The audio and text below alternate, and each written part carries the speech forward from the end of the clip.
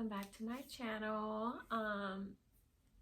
I wanted to do this vlog specifically today to kind of just touch base on or talk about, I guess, like a very sensitive topic that I feel like I'm finally ready, both physically and mentally, to share. But basically, what's it been, like 9 weeks ago, I had an ectopic pregnancy, and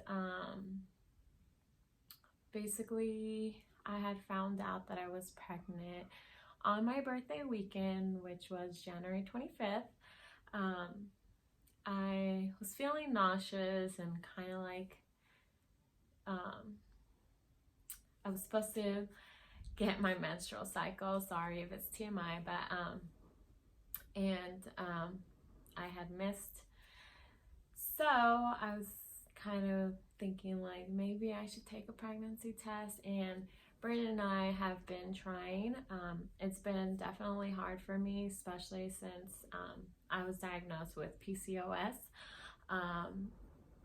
So it's been difficult for me to get pregnant, but there's always that slight hope. So I took a pregnancy test, and it was positive.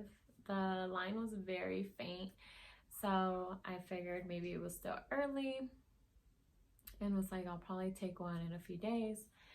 So another one to confirm. So Brandon was in the field, so I decided to wait till he got home, which he was coming home Valentine's weekend, to give him the news. And I was going to do telling my husband I'm pregnant vlog, and also I had everything planned, but let's see, I hadn't been with an OBGYN yet, but I was scheduled to see one to find out exactly how far along I was. But then a few weeks into finding out that I was pregnant, I started experiencing pain on my left side, and at first I thought maybe I'm just miscarrying since I have before, and I figured it might just be miscarrying. So I just try to stay in bed and rest all day, but the pain was still there and like consisted. So at that point I was not sure like what was going on, since I wasn't bleeding. I was like, if it was a miscarriage I would be bleeding, and I'm not. I was just experiencing the pain. So I noticed it was getting worse, so I decided to go to the urgent care, and basically they did an ultrasound, and we're trying to find out what was going on. And basically they said they couldn't really see very clear. There was a lot of fluid, which at that point we didn't know was blood. And the doctor from the urgent care was like, go home. We think it's possibly an ectopic pregnancy, but we can't confirm that yet. He's like, just go home and come back in 2 days.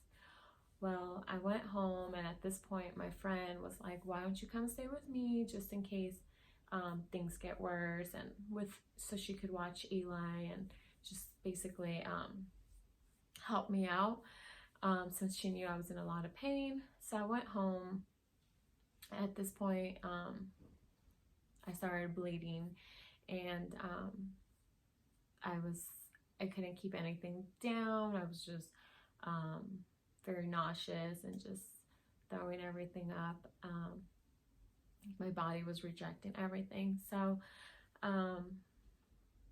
basically we went back to the hospital. well, this time we went to the hospital, and once they admitted me, found out that I had lost a lot of blood, so I needed a blood transfusion, and two, that it was definitely an ectopic pregnancy and it had ruptured, and that I needed emergency surgery, and they were gonna most likely have to remove my fallopian tube, which to me, finding out those news was devastating.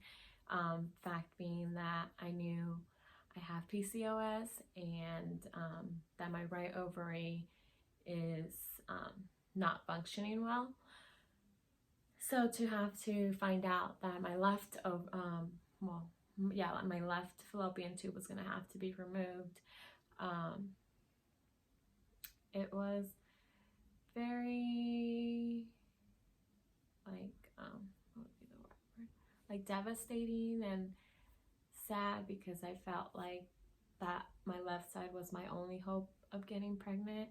So to find out that they were going to remove it kind of basically was like ripping something out of me and feeling like I was never going to be able to have kids anymore. So it was definitely very hard and emotional. And still, Brandon was still in the field, so he was there, not next to me, on my side. So once I was given the news that I would have emergency surgery, I called, my friend called Brandon and let him know, so they were able to send him to the hospital. And so I had surgery, and once I woke up from that, basically they had to make 3 incisions and go in there and remove my fallopian tube, and of course whatever was left of the pregnancy. So at this point, everything like in there had ruptured, and when they did an ultrasound, they couldn't see the embryo, or they couldn't find where the baby was at, so they figured probably through the bleeding and all. So that's basically what I went through. Afterwards, I had to basically heal and recover from surgery, so I wasn't able to do a lot of movements.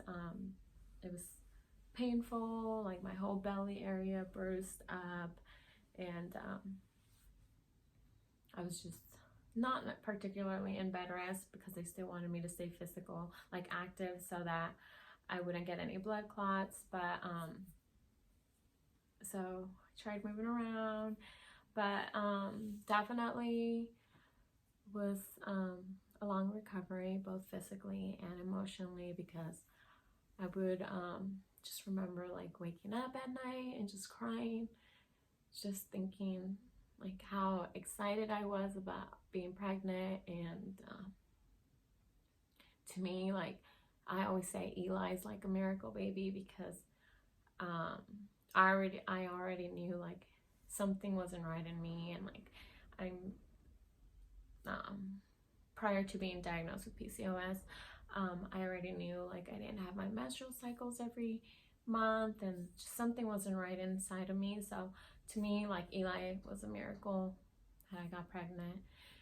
And so finding out that I had finally got pregnant again, I was super like excited, and I just felt like it was a gift from God. But there's always a reason and purpose for everything and why things happen. And even though for me this was like going through a storm, I still believe that God still has something for me. And maybe this was just something to kind of put my faith and build Brandon and I like stronger bond together. But I just felt like I wasn't ready to share these news, both because it was still very hard for me, to talk about, and just overall I have to speak about it and not cry. So I think now I've definitely got better and prayed about things, and wanted to share that. I just feel like these last like 9 months have been chaotic with just life events, like my car accident and healing from that, and just going through all the insurance stuff, which I wasn't at fault, so just to clarify. And then I had like a lump in my underarm that I had to get surgically removed, just because I was concerned it could be cancerous. So I had to go through that surgery. Then my whole concussion, you can still kind of see the scar right there, but my whole concussion, going through that, and like having to be on medication because of my headaches. And then now this ectopic pregnancy, and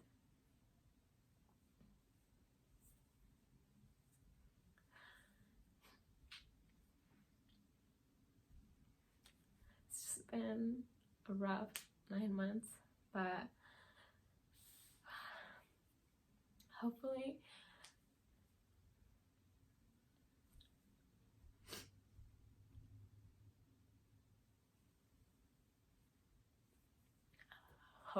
just things get a little better now and just settle down, and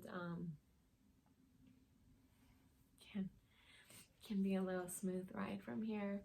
I'm definitely still having hope in being able to get pregnant. My OBG said that even though I have PCOS and my right ovary is like